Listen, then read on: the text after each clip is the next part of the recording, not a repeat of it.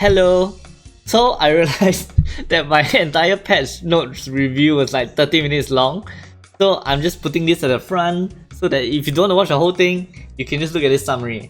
On a side note, I don't know if you've realized, but Monster Hunter World has been going crazy. So I used to play Charge Blade, but I'm just playing Longsword. Yeah, just a quick like fill into my life, you know. Back to the patch notes. So of course you can find this online. This graphic is not done by me or anything like that. But they buffed a lot of things and they just nerfed really the meta picks. Yeah, so the big things that you need to know are that there are a lot more portals now. They all look quite fun, I like it. Emblems are a lot more available in the portals, and also Heartsteel has been completely changed. So after 4 combats, you can choose to double the stakes, which means if you win games, you will lose a bit of your prize, but you will get double hearts, or you can cash out after 4 battles. Yeah, so Heartsteel is now like a gambling comp, where you cash out at the end, something like that. Yep. So you can see here are all the comps that they nerfed and buffed.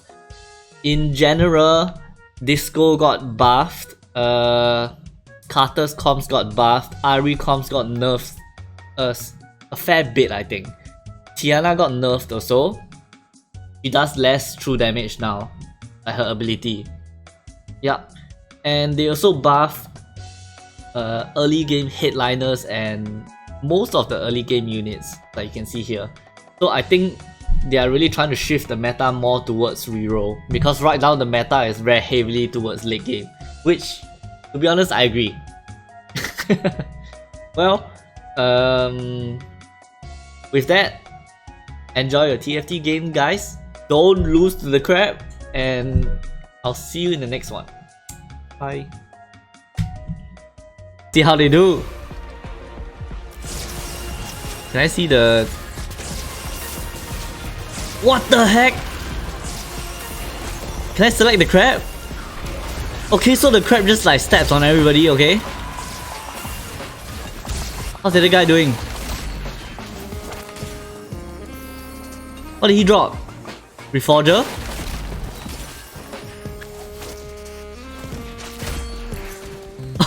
He lost. Welcome to patch 14.1. Hooray! So, I don't know, I never really covered patch notes. Usually I just upload random games, but it seemed like something that will be useful for people. So let's take a look at what they updated. Okay, 14.1 patch notes. This is live, by the way. Even if you're playing on the SG server like me, this is live. I'm sure you've seen all the highlights about people dying to the crab. I died before I could reach the crab. But, you know, it's always useful to read patch notes to see like what's buffed and whatnot. And especially the Heartsteel changes, because I don't know what the hell's going on there. Okay, so it looks like they buffed like basically everything. What the hell? So they nerf Echo, Aries, Tiana, Sentinel, Heartsteel, okay? And they nerf augments as well. Ooh. Adjusted crowd diver EDMs, okay? TFT's first set revival. TFT's first set revival is almost here. Yeah, I remember reading about this. They are gonna do something. They are bringing back set 3 for Chinese New Year, I think, which is the one where they have Max and Fortune, I think. Can't remember too much. I didn't play that set a lot, I think. I played it like a week and then I stopped. Oh, they're adding Spectate. Okay, very nice. New portals. Here we go. Start with a spatula. Meh. Yeah, this is kind of boring. Silver, golden, prismatic. Is that any good? I guess it shakes things up a little bit, but I can't think of any combinations off the bat. Because if it's like prismatic, gold, then silver, right? Then you can kind of play around, recombobulator and things like that. What prismatic stuff can you play around? Blank slate? Do you play around the second augment? Not sure. Oh wait, there it is. Look, decrescendo. Interesting. I can't wait to face 5 cost 3 star at level At stage 4, guys. Twice per stage, gain a high cost champion. Oh, this is just like a... what was it? Dreaming pool? In last set. Or was that 2 sets ago? Can't remember. At 40 health, receive a blessing that contains powerful loot. This occurs at 10 player health in Hyper Row. Okay, okay.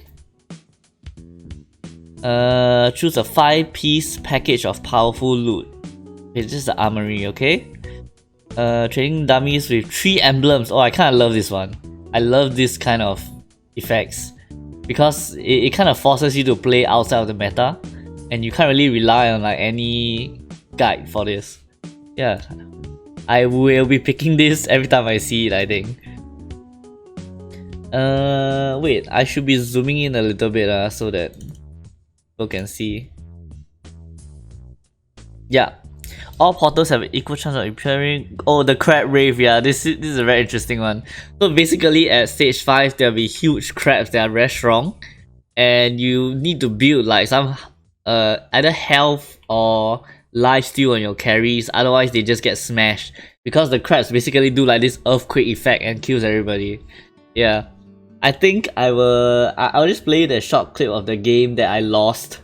But I still managed to watch the opponents fight the crab. So, streak goal. We've seen open fort strategy be much more valued than going win-loss and preserving tactician health. A win-loss player gets 0 streak goal while a loose player gets 10 goal, which can be a lot considering the importance of early econ. We are reducing the value of that early econ by restricting access to streak goal until later in stage 2. So 2 to 3 becomes 3 to 4. Oh, so they increase everything by 1.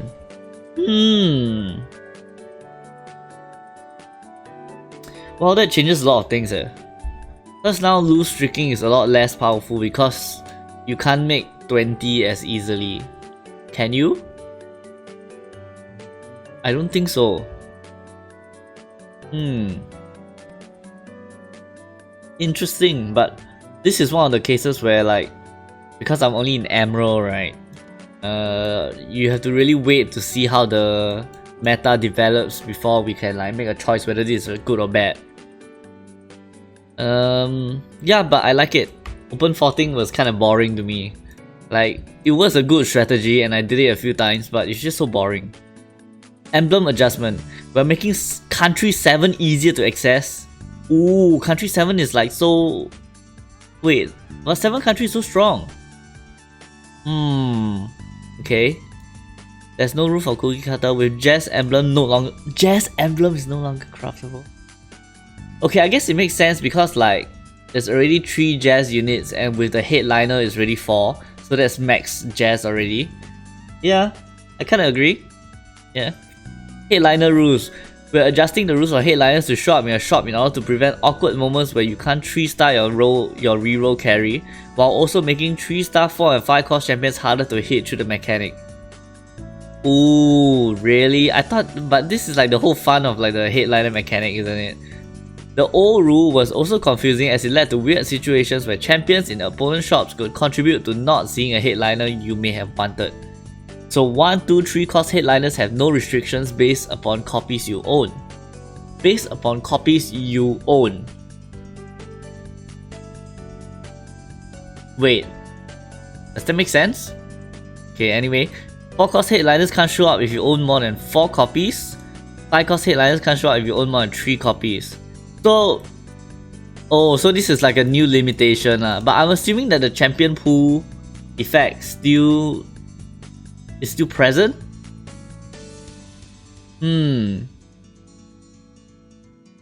But at the same time, I also heard that they are changing the champion pool size, so maybe that will change. That will happen down the line. Large changes, large like the human need for at least 8 hours of sleep a night. Oh my god.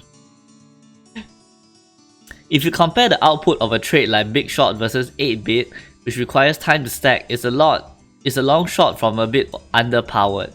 Even with this reality, the trait isn't too weak thanks to its powerful champions like Caitlyn and Corki. We're going to put more power into the trait while pulling some from its carries to keep 8-bit from becoming 8 out of 8-bit. I see. Right now, 5 EDM is too strong, and Jax is the strongest version of it. Lowering the power of 5 EDM specifically allows us to raise the trait power at 3-4 along with some other EDM champions. Really? I mean, Zed seems so strong. I mean, Jax is the most powerful version of it, but Zed is really so strong at 2-star. I don't know about this. Higher levels of emo were certainly sad. Oh yeah, I agree. But not in the way you want it to be. Now as you go up in emo breakpoints, you can expect to cast more and more often. Okay. Executioner's crit rate scaled with enemy health, not very satisfying. Okay. They will crit strike low enemy health at a lot more harder. Low health enemies a lot more and much harder. Okay. Heartsteel is getting a rework. Oh yeah. Oh my gosh. I can't wait to play this. We'll also be nerfing the base trait a bit since it's too consistent. I see. Yeah, so basically you can gamble a lot more now. When you reach 4 combats, you can either choose to cash out or raise the stakes. So basically, raising the stakes just means that you will cash out once at the very end, I think. Yeah. It's risky as you have to delay rewards to a later time and are punished for winning during this time. Oh, I didn't know about being punished for winning. Interesting. Okay. Sentinel 6 and 8 are able to store out a bit more than intended. We're giving the trait a minor nerf at 6, but 8 is going down more due to the availability of emblems. I see. Spellweaver 10 has been virtually impossible to hit, so by removing it as a prismatic option and then buffing accordingly. Okay, I see. Okay, so 8-bit is getting buffed. Ooh, substantial bit actually. Crowd Diver. They're increasing Crowd Diver bonus. Oh, they're increasing it for the 2 Crowd Divers but reducing it for the 6 Crowd Divers. Interesting. Dazzler has a slight nerf. Jack spell frequency is increased. Okay. Interesting. If you do, your box turns golden and you're in high risk mode. You gain double the hearts, but if you win, you lose 50% of your current total. If you manage to lose 8 times in a row, gain an additional 80 bonus hearts. I am definitely gonna play this. This is so interesting. Okay, but interesting. I'm surprised they didn't change KDA. Like, KDA was so prevalent. Yeah. I mean, I got to Emerald just by playing KDA. You could basically force it every single round because the best in slot items are so diverse. Like Ari uses blue buff, Nashers, Gunblade, and all the items are so spread out. It's not like you need a lot of AP items. Yeah, because you can always itemize Akali. I mean, you really just need blue buff so that your Ari has a decent amount of damage, and then you need frontline items on Nico. Like that. Like, that's kinda it. Okay, tier 1 units. Annie does well with exact items that make her sorry. That makes her cast a bunch, blah blah blah, blah blah, and she bots 4, yeah. Nami casts more frequently, really? Oh, but reduce stun duration. Okay, I like that.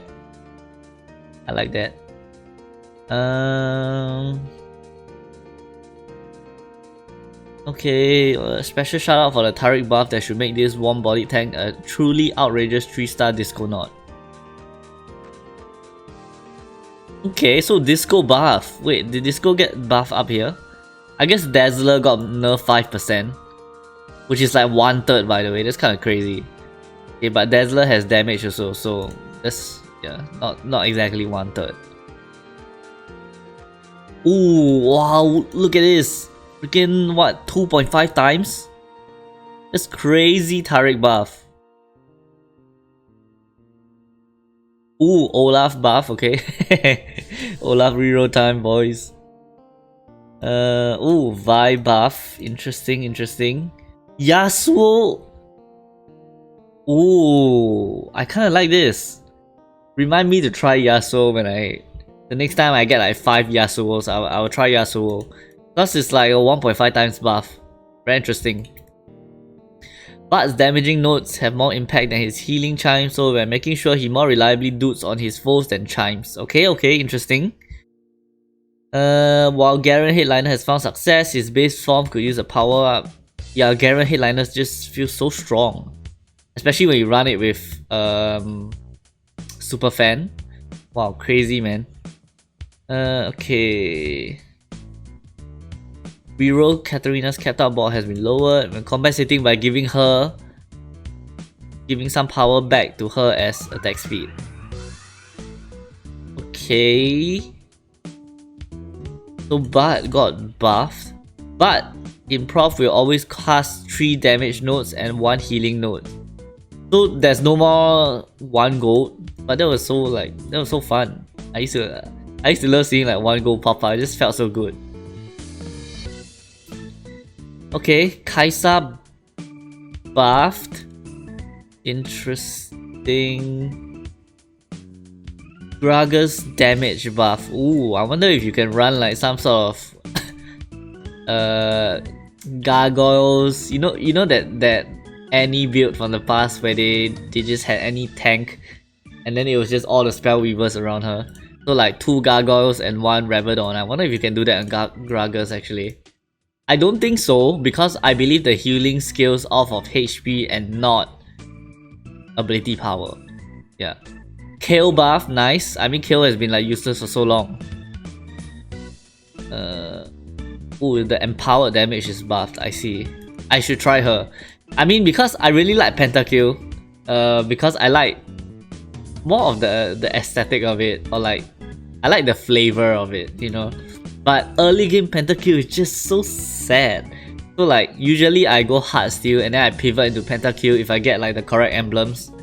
Yeah. But maybe this will unlock like a early game Yasuo kill Pentakill build. Then you don't need to pivot as hard. Echo is the hardest unit for me to find every game, and that's just not a me thing. His utility, tankiness and traits make him a high value frontliner in many comps, so we're lowering his utility in a stun duration nerf. Ooh, wow, that's a huge nerf. Ooh, I mean, Echo is just so good. Like, Spellweaver, Sentinel, true damage, just crazy. Like, Sentinel affects the entire team. It's a 2 unit trait. True damage is also a 2 unit trait. And I mean, Spellweaver is just not important in all the cases, but a lot of comp, especially last patch, uses Spellweaver because of Ahri being so prevalent. Yeah.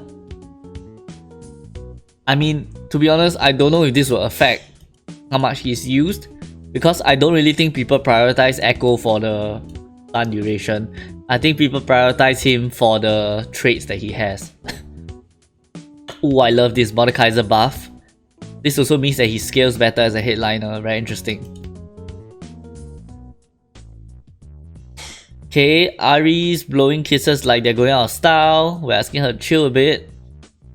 Carter's adjustments are to make him better at cleaning up fights with less remaining enemies. Carter's starting mana nerf. Okay. Water reminder, number of targets.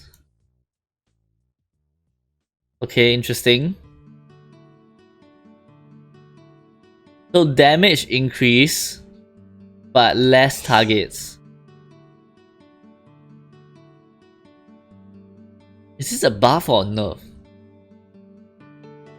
I mean, if you do the math, 4 times 270 is like 1080. Which is about the same as this. I mean, I watched Soju's stream just now and he played Carter's Akali. It felt really strong. So, I'm not sure. I have to test this out, I think. Twisted Fate, Hustle and Shuffle AS needed per 1 bonus card. What is Hustle and Shuffle AS needed?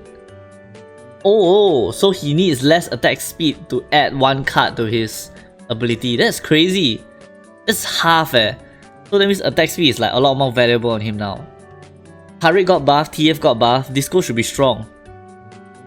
Diego Rift and the Ruin King 80%. Ruin King Slam 80%. Yeah, I kinda agree. I mean, most people didn't go Viego carry because he just does so little damage on cast. I think he's a really good like supporting unit because when he casts, he increases the damage done to those units. Yeah. I don't like slamming units on Viego. I mean items. But just letting him cast once and then die is like fine. It's great. Zac mana buff. Emma, okay, healing. Zac buff, interesting. Why would they buff Zac? I guess people would rather run Set over Zac. Or at least I see this in like almost all the comp. Like I see this in all the comps because if you run Set, you can run Set, Ilawi, Yorick. Then you have Marshall, you have Marshall, Bruiser, and then because Yorick is a Guardian, right? You can add in another Guardian, and then like that's a pretty solid front line, and that fits into a lot of comps also.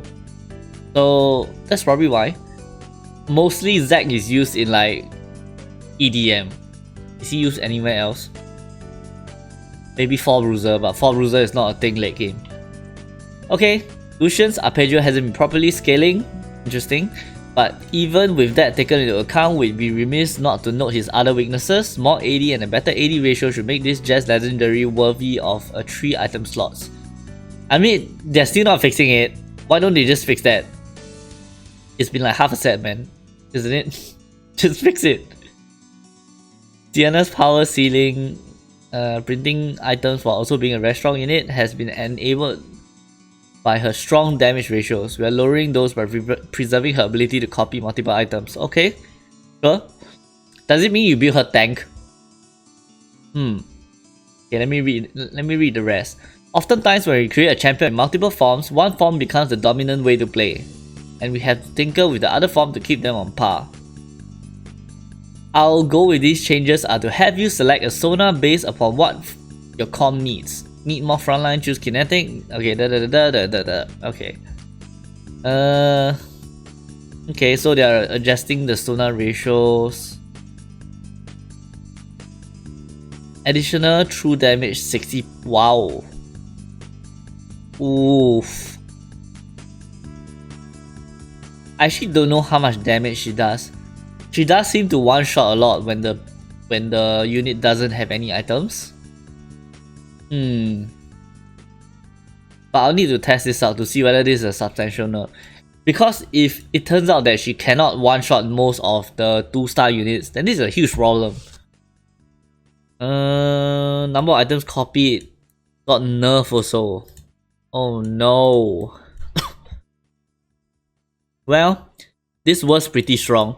Like when I played KDA 9, I mean KDA 7, and I went to level 9, I will replace Cannon with Yorick Tiana, and it's just so good. Because Tiana Echo gives you true damage, and then you can just print items. Yorick gives you Guardian frontline with Nico, and like it's just so much better. Yeah, but okay. Zig's attack speed increase and bomb damage increase. Interesting, okay. Headliners. We're taking another pass on our underperforming headliners while shipping 2 nerfs to accommodate the buffs to their base form for Garen and Yasuo. Na's ability had him instantly transform and then get focused down. Delaying his jump should prevent this instant focus. Really? But I thought that was good Interesting. Okay. Evelyn buff. Okay, I agree. Evelyn headliner was kinda doo-doo. I always picked it because I play KDA, right? And Proud Diver Evelyn or KDA Evelyn is like kinda decent because you can throw either Akali or Ahri items on her and she'll do like meh. Oh, Olaf buff. I love this. I love me a good like 1 cost reroll comp. As long as it's not so strong that it overwhelms the meta. But I don't think this will happen because the meta has been so focused on 4 and 5 costs. I think this is okay. Interesting. So they're just buffing 1-cost headliners across the board. Oh, nerf on the Omni-Vamp but buff on the HP. Interesting. That's a nerf overall, I think. Yeah, it's not all buffs. There's like slight. So this is a buff. This is a buff. The buff. The buff. Interesting. 10 AP and increased rewards. I wonder if a world exists where you go Kane headliner and build tank and like Omni-Vamp and you just rely on this AP. Probably. But I mean you have to go 10 for that, right? Because Kane headliner is kinda crazy to hit. Huh. Okay, augments. With our changes to strict goal, consistency has been dramatically nerfed. So much that we have opted to disable the augment completely instead of finding a cheap way to buff it. While the stun duration on crash test dummies has been lowered, the delay on their initial jump will now result in stun units targeting them once they come out of the stun, okay? Moisture is getting a rework. Yeah, I kinda like this. I didn't like Submit to the Pit. It felt very boring. Okay, Bulk got nerfed by 10%. Oof. Best Friends attacks me with armor slightly buff. Consistency has been disabled. What?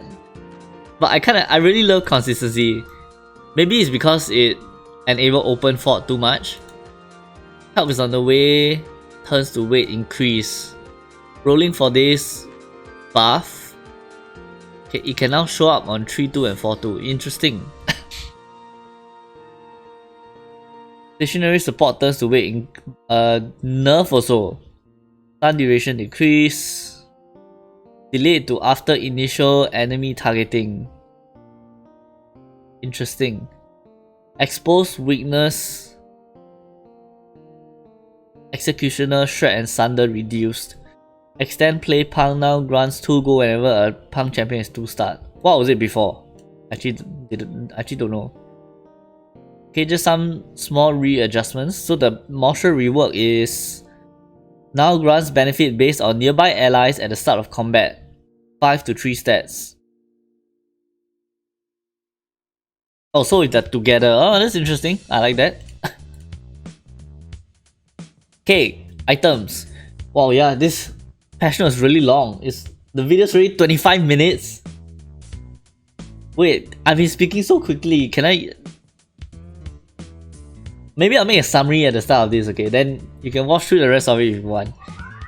With a long patch full of data, okay, the blue buff and red buff having the powerhouse core items, yep. True damage has significantly raised the power and desirability of spatulas. We are completely taking away its blink bonus of bonus true damage.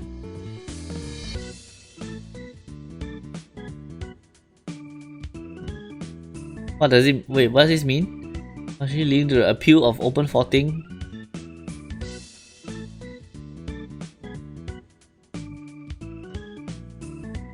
Wait, so now blink bonuses don't exist or what? What? But they'll still benefit from the base traits bonus. True damage emblem blink bonus removed. So specifically only for the person carrying the true damage emblem, I assume. Okay, interesting. Okay, red buff nerf.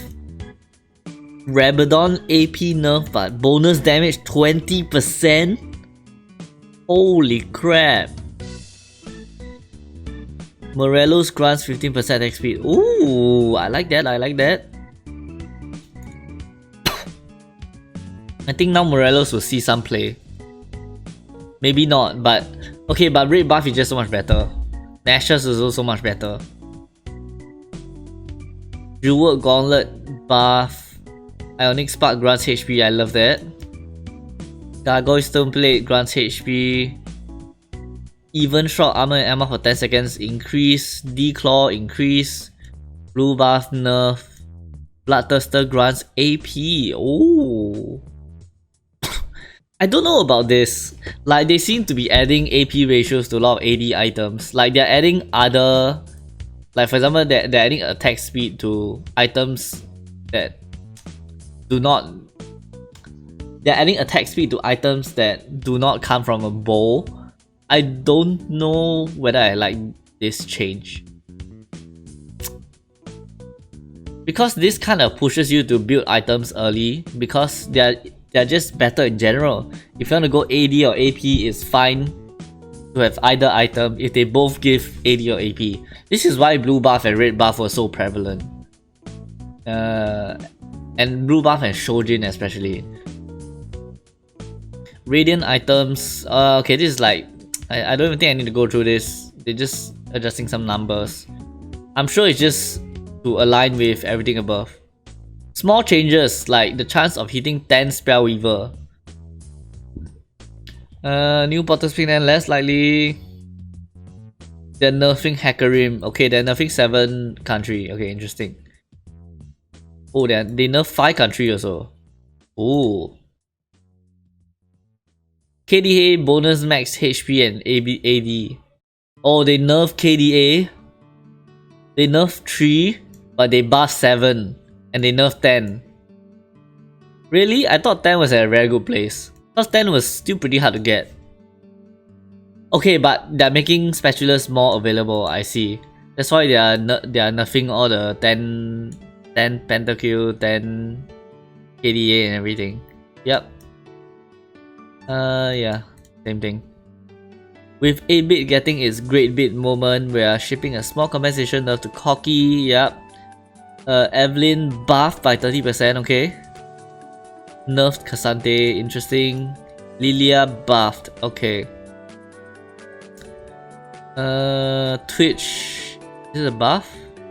Pantheon buff. Ooh, so punks are getting a buff, interesting. Oh, but less secondary explosions though.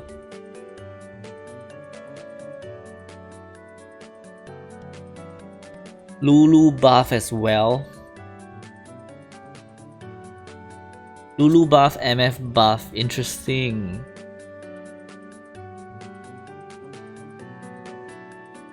I want to stop popping and tell her the name of her ability. Caitlyn nerf. Champion Hunt 80%.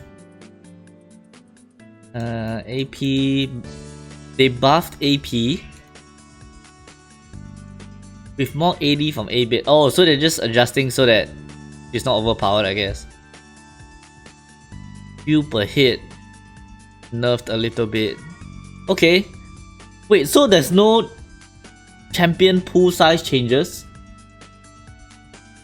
I'm sitting up for this one because I read that they were changing the champion pool size to like 50 or something ridiculous like this.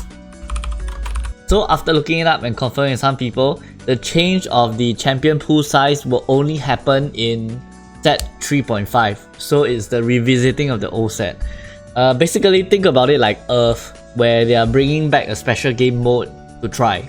Yeah, so they're gonna start doing this with TFT, especially the old sets, and I think it's a great thing. Yep. So bye, thanks for watching.